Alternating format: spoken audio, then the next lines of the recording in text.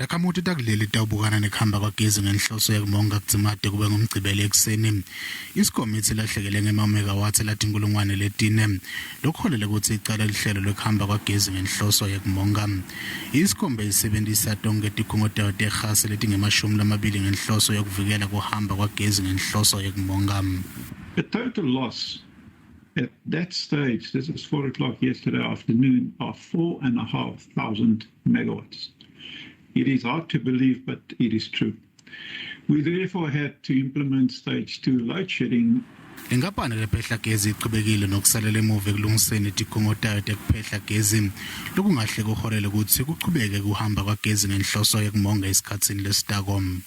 It's going to take quite some time to work through because some of these issues they require the unit to be off for 3 months or even longer. We require to plan for that, and also we need spares to buy spares up front.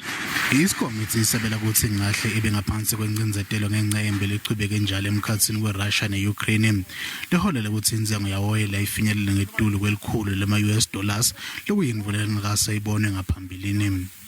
With the war in the Ukraine and Russia, that we've all seen that oil and gas prices are escalating.